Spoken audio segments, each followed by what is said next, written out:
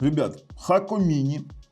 Ну, вообще-то это Haco Pro, но тут, знаете, сейчас я называю какие-то неизвестные слова, неизвестные названия, но с вот таким вот пультом. Сертифицированный Android TV, сертификация Netflix. И да, мы сейчас даже проверим с вами эту самую сертификацию прямо на сайте Netflix и на сайте Android TV Guide. Ну что ж, при этом это все стоит $60 за версию 4:32, да еще и на Amlogic S905Y4. Ну, очень интересный, прикольный ТВ-бокс, так что на канале Технозон с обзором поехали.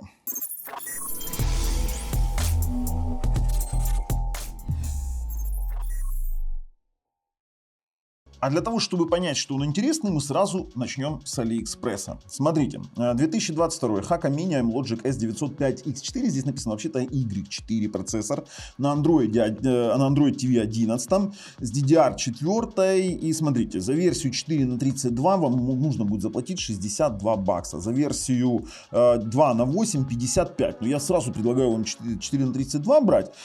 Смотрите, для каждой страны цена может быть разная, как по доставке, так и по цене. И актуальную цену для вашей страны вы можете узнать по ссылке в описании под видео. Пожалуйста, переходим, под видео есть ссылочка, тыцаете на нее и получаете актуальную цену. Здесь они уже исправились. Y4, Cortex A35, 4 ядра. Так вот, что самое интересное. Данный TV-бокс имеет Google сертификацию. Android TV, Netflix, Prime, Disney+, и тому подобные сертификации. Netflix работает 4K HDR в 5.1 звуки с Dolby Digital плюсом. Это мы тоже сейчас подтвердим. Работает и голос, и пульт, и все отлично. Слушайте, есть AV1 кодек. У 905Y4 есть, конечно, недостаток, то, что это всего два порта, и это два порта USB 2.0. То есть распаковки особо не будет, потому что здесь, в принципе, смотреть не на что. Два USB 2.0 порта, разъем для TF-карт. Также у нас есть с вами разъем для питания, есть HDMI и LAN на J45 на 100 мегабит. Никакого оптического порта SPD, в принципе, за его счет и сэкономили, и аудио-видео выхода для старых телеков здесь нет. Но теперь давайте поймем, что отсутствие SPDIF, как уже показывает практика, не является проблемой, потому что SPDIF вы можете брать оптический выход с вашего телевизора. То есть по HDMI звук отдается на телевизор, а с телевизора через SPDIF на ваш ресивер. То есть вот таким вот моментом это все происходит. Но давайте дальше смотреть, что же у нас насчет сертификации. Платформа, которая есть в AIDA 64, которую мы подсмотрели, в принципе, это та платформа, которую мы будем проверять. Мы нашли эту платформу и нашли, откуда у нас идет вообще вся эта тема. В сертификации Netflix существует Haco Mini. Это была версия на S905Y2, 4-ядерная по 1,8 ГГц. Но в плане сертификации данный TV-бокс, данный производитель, а это у нас SDMC, имеет право апгрейдить бокс в рамках условия того, что сама платформа не меняется и комплектующие ставятся pin-to-pin. Это значит, что если меняется процессор, то меняется процессор такой же. То есть по своим, допустим, по контактной группе. Если меняется память, то память ставится такая же по контактной группе, но может быть большего объема. И они в рамках сертификата Google, в перечне она есть, это платформа DV9161, выпустили для Южной Африки под брендом Neto-G, модель Nova. Они выпустили в 2022 году вот этот вот чудесный ТВ-бокс на Amlogic S905Y4. Они туда выпускали версию 2.16, но они пошли дальше и выпустили еще версию 4:32. И мы видим, здесь есть и сертификация Netflix, и Prime, и вот так вот. Формат у нас именно ТВ-бокса. То есть в сертификации он есть, производитель SDMC. Мы дальше с вами в самом DRM-Info увидим, что это действительно DV9161. С этим мы выяснили, сертификация есть, сертификация реальная, и он работает. А вот теперь давайте поговорим о плюсах и о минусах.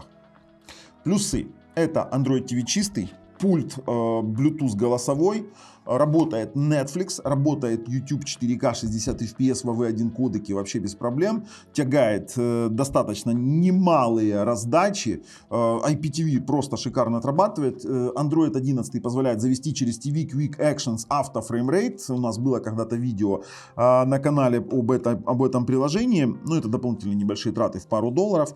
Но есть и ложечки дегтя. Пульт, в принципе, должен управлять и телевизором, и саундбаром, но дело в том, что само меню пульта, вот как в Mikulka M2, бывает в некоторых регионах не срабатывает. Тут я должен вас об этом предупредить. То есть, если это у вас заработает, отлично. Но я нашел для себя выход, я взял обыкновенный Google пульт, тоже на который я делал обзор, ссылку кину в описании под видео, подключил и через предложение Remote Config сделал управление, тоже работает отлично. Из сертификатов Dolby у нас только именно звука Dolby Digital Plus и Dolby Digital простой. Сертификации DTS нет, как и в пробросе DTS тоже нет. Это уже в принципе присуще всем, присуще всем сертификатам последних лет, хотя, знаете, это не стоит расценивать как недостаток, потому что я уже давно не вижу нормальных фильмов с дорогами в DTS. В Dolby Audio вижу, с дорогами нет. В Netflix Dolby используется, именно Dolby Audio. Да к тому же тот же самый Vimeo Media Player может транскодировать тот же самый DTS в AC3 звук. Это тоже не есть проблема. И, конечно, ну ладно, LAN 100 мегабит я не стану относить в минус. Ну и, конечно же, HDR постоянно работающий. Да, здесь также реализовано, как в Mikul, но HDR работает при подключении HDR телевизора. При подключении к SDR телевизору вы будете видеть SDR картинку. Ну, в принципе, как-то так. Это, я не считаю это недостатком. Это всего лишь формат работы данного ТВ-бокса. То есть... Все правильно воспроизводит, но интерфейс будет постоянно в HDR. Для вас это, в принципе, никак не отразится, но будут более такие яркие, насыщенные цвета. Ну что ж, ссылки на проверенных продавцов в описании под видео. Подписываемся, нажимаем колокольчик, чтобы не пропустить дальнейшие наши самые интересные обзоры. Ну а мы переходим уже к обзору. В принципе, распаковку делать нечего. Он, знаете, в какой коробке? Здесь коробка вообще, знаете, какой-то вот как Китай. Никогда не думал, что сертифицированный ТВ-бокс будет выпускаться в таком форм-факторе. Но этот ТВ-бокс, он есть. Он есть и в базе, он есть и в перечне Netflix. Ну, как бы вот так вот. Привычный интерфейс Android TV. Да, сертифицированный Android TV. Мы с вами это уже выяснили. И здесь есть все, что необходимо. Плюс еще и формула памяти 4/32. Скажите, ну неплохо же сделали. И для того, чтобы убедиться в сертификации Android TV, мы с вами запустим такие стандартные штуки, как Chromecast, который не работает, чистый Chromecast на нелицензионных устройствах, да, и тот же самый Netflix с 5.1 звуком 4К тоже работать не будет. Но перед тем, как пойти в меню настроек и посмотреть, что там, мы видим, что это SDMC производитель, а это такой, знаете, агрегатор производства ТВ-боксов. Hakko Pro модель, ну, Hakka Mini, они лицензировали Hakka Mini, но в рамках сертификации не имеют права выпускать Pro модель, так же, как и Mikulka M2 выпускал Mikulka M2+, с увеличением модели процессора и формулы памяти. Теперь 4/32, у нас Bluetooth есть, здесь 4-ядерный Cortex A35 по 2 ГГц, это iMlogic S905Y4, за отображение отвечает Mali G31, стандартный видеоускоритель для Smart TV боксов. Сеть у нас есть Connect в 433 мегабита, обязательно попробуем. Android 11 и у нас нет доступа к температуре, как у любого сертифицированного устройства. Из кодеков мы видим все стандартные наборы кодеков плюс AV1, который необходим для стриминговых сервисов, да в принципе для YouTube, для того, чтобы снизить объем трафика. Стандартное меню боковых настроек ничем не отличается от других сертифицированных ТВ-боксов. Давайте укажем название устройства Hakka Pro и попробуем провести трансляцию с моего Android TV, с моего Android смартфона. Так, выбрал трансляцию YouTube, у меня выдало Hakko Pro, оно его нашло, подключает к Hakko Pro. То есть в данном случае таким образом проверяется именно Chromecast трансляция, то есть он должен видеть наш, скажем так, YouTube через стандартный YouTube, через трансляцию Chromecast. То есть если я здесь сейчас, видите, подключено новое устройство Xiaomi, если я здесь выберу, допустим, свой обзор и нажму воспроизвести, в этом и разница. Это не трансляция, допустим, экрана как такового, это именно трансляция Chromecast. То есть вот таким вот образом, видите, качество поменялось. То есть запущено на Haco Pro. Это чистый Chromecast. Здесь сертифицированный Android TV. Выходим из трансляции, и мы понимаем, что да, это есть. В принципе, у нас здесь есть еще, знаете, что интересное? Это управление, видите, Setup Remote Buttons, это управление телевизорами или саундбарами. Ну, например, давайте, видите, произошла ошибка. Эта ситуация есть точно так же, как и на Mikulka M2. Для некоторых стран придется, ну, как всегда, SDMC засунула свои сервера, черт знает куда, в какое-то заднее место какой-то страны, и в конечном итоге придется использовать VPN. Я вот не понимаю логики, почему не разместить на серверах каких-то, которые могут... Видите, нету, произошла ошибка, не может добавить, такое тоже бывает, нужно перебирать VPN. С учетом того, что данный TV-бокс вообще рассчитан был для рынка Африки, я, честно говоря, даже знать не знаю, к какому устройству оно все это дело подключило. Ну, блин, не работает. Вот на момент обзора эта функция не работает. Я обязан вам это показать. Но это не значит, что это не будет работать вообще. Объясню почему. Потому что под эту штуку можно купить тот же самый пульт, который мы уже обозревали, Google пульт, и настроить все через специальное приложение. Вот такой вот ремоутер конфиг. Не знаю, он с этим пультом, скорее всего, не заработает. Ну, да и не столь суть важно. То есть функция есть, работает как на KM2, то работает, то не работает. И непонятно, к какому серверу подключается. В Европе, по крайней мере, у меня работало. Хотя я не могу сказать, что это будет 100% работать у вас. Дальше, в настройке устройства, об устройстве мы видим Haco Pro, Netflix сертификация вшитая, SDMC-шная сертификация официальная, сразу говорю, она есть на сайте Netflix, версия Android 11 и тут уже там сборки АТВ. В экран и звук. Разрешение экрана поддерживается от 480p до 4К 2К SMPTE с дробными частотами. Объясню. Это очень неплохо, потому что, хотя здесь и нет встроенного автофреймрейта, сейчас я вам покажу, через приложение TV Quick Actions, на которое мы делали обзор, можно настроить автофреймрейт. Это переключение переключение телевизора вашего под контент. Все мы знаем, что кино, например, снимается 24 кадра в секунду, там ютуберы снимают 59-96, еще кто-то, то есть оно будет переключать ваш телевизор. Да, это будет моргать на старте воспроизведения, но зато это будет самая плавная картинка, и, ну, конечно, если ваш телевизор поддерживает честные частоты. То есть это очень классная штука. В данном случае TV Quick Actions поддерживается. Вот мы проверяет, открывается ли меню. Здесь отлично. Я его пока деактивирую, чтобы он у нас не мерцал. Однако вы должны понимать, что в данном случае вы не видите пульта управления HDR. А это значит, что при подключении к HDR телевизору здесь будет постоянный HDR, а при подключении к SDR телевизору будет постоянный SDR. При этом он HDR метаданные, допустим, декодирует достаточно корректно. Ну, есть как есть. Также у нас есть HDMI цик, который позволяет выключать, включать телевизор вместе с данной приставкой. В принципе, отлично. Хотя не позволяет регулировать через HDMI цик всеми устройствами. Такое есть. В расширенных настройках звука вы можете выбрать только лишь выбор форматов автоматически, потому что здесь есть лицуха Dolby, лицензия.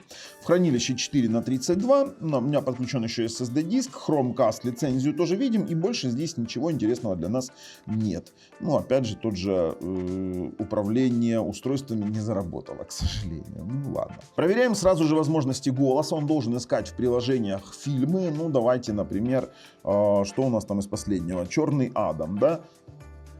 Черный Адам. Голос работает. Вот этого фирменного пульта, который здесь положили. Это Miku, Google пульт. Доступно в приложении Лампа. Давайте его вниз пролистаем. Найдено на всех источниках, которые у нас есть. YouTube, Свит ТВ, Лампа ТВ, Мегого. Ну, в моей сети не подтягивает постеры, это уже такое дело. То есть тут необходимо либо мне использовать VPN, это сугубо индивидуальная особенность моей сети, не обращайте внимания. Но он ищет во всех источниках, в которых возможно, то есть голосовой поиск здесь работает корректно. Если говорить о производительности, то в AnTuTu данный TV-бокс набирает 98 тысяч баллов, что очень даже неплохо для устройства на iLogic S905Y4. Немножко меня удивило, потому что оно показывает такие же результаты, примерно как 905X4 на такой средней конфигурации. То же самое касаемо и 3D Mark, его, скажем так, игровых возможностей. Здесь мы с вами увидим, сейчас я вам покажу результаты. Максимальная Wildstorm 6038 Wildstorm Extreme. Это в среднем больше, чем iLogic S905X4. То есть все-таки бокс проработан неплохо. Неплохо в плане производительности. Давайте попробуем с вами скоростные возможности. Ну, у нас сейчас подключено 5 ГГц. Подключено к роутеру Asus AX82U, который находится в, там, ни много ни мало, в 10 метрах. 200-197. Кстати, я вчера дома проверял на своем роутере на Xiaomi AX6000, и у меня там было 190, ну, примерно такие же показатели. То есть 200 на 200. 200 на 200 в 5 ГГц, в принципе, это очень даже неплохо. Нормальный показатель. Сейчас проверим 2.4 и Lana J45. Пробуем 2.4 ГГц скорость. Ну, это немного ниже. Слушайте, ну это такой уверенный, чуть выше среднего, даже неплохо. 43 мегабита на загрузку и 46 на выгрузку. В 2.4 достаточно неплохой бокс. Я вам скажу так, в 2.4 ГГц неплохо работает. Сейчас подрубим к нему Lana J45. Хочу сразу сказать, что тротлинг теста в рамках данного обзора не будет, потому что все мы знаем, что сертифицированные Android TV приставки не поддерживают доступ к датчикам температуры, поэтому тротлинг тест у нас будет просто-напросто номинальный. Мы посмотрим, как прыгает график, там непонятно от чего, непонятно какими делами. Пробуем Lana J45, Wired and Ethernet мы видим, и здесь чистая соточка, тут даже проверять нечего, 91. Я единственное, знаете, что хочу, я проверяю сейчас в аналите, а мне интересно посмотреть в спид-тесте в многоканале, потому что здесь больше однопоточные тесты. Я хочу в многоканале посмотреть, возможно 5 ГГц у нас покажет больше, чем 200 мегабит, сейчас увидим. Ну давайте, чистая сотка. Пробуем 5 ГГц конкретно на спид-тесте и получаем примерно такой же результат. Ну, чуть-чуть выше, там 204, 203, то есть, ну, имеем, что имеем. Единственное, что хочу еще попробовать на другого провайдера, чтобы уже исключить и понять, насколько максимально мы имеем дело вот именно с правильными цифрами. Нет, все подтверждается. 200 мегабит это его максимальная планка. Сразу переходим к мультимедийным тестам. Долго не будем затягивать, потому что, ну, бокс-то интересный. Netflix. Netflix у нас показывает сейчас, вот видите, HD 5.1. Это потому что у меня рекордер HD пишет, ну, порт я выставил HD-шку. Но он показывает и 4К 5.1, вернее 4К HDR с 5.1 звуком, Dolby Digital Plus. Атмоса здесь нет. Смотрите, вот, пожалуйста, картиночка, вернее, видосик подтверждение того, что он это проигрывает. То есть я могу сейчас включить, у меня на ресивере появится Dolby Digital Plus, я его вижу, и все у нас работает. Netflix в полном качестве, ну, без Dolby Vision. Ребят, Dolby Vision здесь нет абсолютно никакого. Это говорит о том, что мы имеем с вами полноценную сертификацию. Мы видим бренд Hakko DV9161, это продукт от SDMC, который есть в базе. И смотрим поддерживаемые кодеки Android TV, Google Android TV Launcher, и есть у нас CNC ClearKey, Google Widevine L1 и Microsoft PlayReady DRM, плюс отдельная сертификация Netflix прописана в настройках, которые мы уже видели. Так, пробуем 5.1 звук, включаем Dolby Digital Plus. Ну-ка, давай, запустим, не запустим. Dolby Digital Plus есть. Плюс, в этом плюс его. Хорошо. Dolby True HD пробуем. Само собой, Dolby True HD здесь нет. Это мы должны учитывать. Пробуем DTS. Пробуем DTS ядро. DTS здесь нет. Ну, само собой, этого и требовалось ожидать. То есть здесь нет у нас ни DTS, ни Dolby 3G. Здесь есть просто Dolby Digital Plus для стриминговых сервисов. И это, в принципе, ну, достаточно для воспроизведения большинства сервисов. По YouTube включаем одно из моих видео в 4К 60 FPS, и мы видим, что он его проигрывает. Сейчас мы выставим с вами качество в 4К, включим статистику для сисадминов и видим, что VP9 у нас спокойненько тягает, 0 дропов. Сейчас мы уберем эту заставочку. Идеально все работает. Этот ролик снимал я. Тут единственное, что если вы вдруг видите какие-то поддергивания, то само собой у меня мой рекордер не поддерживает автофреймрейт. Это ничего страшного, визуально абсолютно все плавненько и красиво. То есть по-другому и быть не может. Отлично отрабатывает YouTube. Отлично, просто-напросто. Сейчас попробуем еще с вами AV1 кодек. Давайте еще вот Дикую реку. Многие могут сказать, а вот ты Дикую реку не запустил. Да потому что Дикую реку он тоже таскает просто-напросто идеально. Так, 7 стартовых дропов. Ждем. Дикая река это вообще нечто фантастическое, потому что здесь битрейт просто сумасшедший. Вот эта вся листва, она вся в прорисовке. Я его загружал с битрейтом 65 Mbps. Вы видели, сколько он сейчас connection speed берет? 153 мегабита. Ну, вот так вот. Для AV1 мы будем использовать тестовый ролик Япония 8К. Это он так называется. Запускаем, здесь мы увидим работу AV01 кодека в 4К 60 FPS. Тут все абсолютно идеально, приходится скрывать контент, дабы не нарушать права правообладателей. Очень часто нам стало прилетать предупреждений, поэтому мы с этим не играемся, очень аккуратненько все делаем. Также с жесткого диска вы можете проиграть тяжелые 4К HDR фильмы. У меня специальные нарезки высокобитрейтные, одних из самых тяжелых фильмов. То есть он запросто проигрывает файлы там с размером, допустим, я не знаю, 60 гигов и тому подобное. Вот как пример я запустил Gemini на 68 гигов, но особо не буду здесь распаляться, потому что опять же правообладатели будут зверствовать. Но для того, чтобы его воспроизводить, вам нужен, допустим, тот же самый SSD или жесткий диск с внешним питанием обязательно, потому что здесь USB 2 только. Они не вытянут внешнее питание, например, для SSD-шника вот такого формата. Поэтому здесь должен быть либо SSD формата 2.5, либо с внешним питанием жесткий диск. То есть он проигрывает тяжелые файлы с внешнего жесткого диска. Тоже касается и IPTV. IPTV, с учетом того, что здесь есть автофреймрейт, работает в принципе очень даже неплохо. Даже я сейчас вот смотрю футбол, если, допустим, будет у вас контент в 50 Гц, то у вас не будет никакого момента с теми же самыми там проблемами мерцающего мяча и тому подобного. То есть если работает у вас автофреймрейт и работает нормально, скажем так, матрица вашего самого телевизора. То есть на текущий момент мы смотрим Full HD каналы высокобитрейтные. Вот я сейчас качество выставляю 1080p, высокий битрейт, и у нас все отлично работает. То есть тоже на этом заострять. Ну, процессор как бы сам по себе достаточно мощный и отлично отрабатывает. Что мы еще можем здесь в данном случае сделать?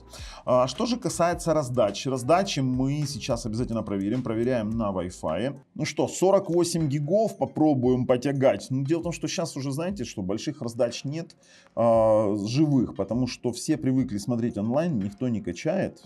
Ну да ладно, но среднего размера раздачи есть еще живые. Но 48 гигов тоже не маленький. Сейчас посмотрим, 48 поднимется.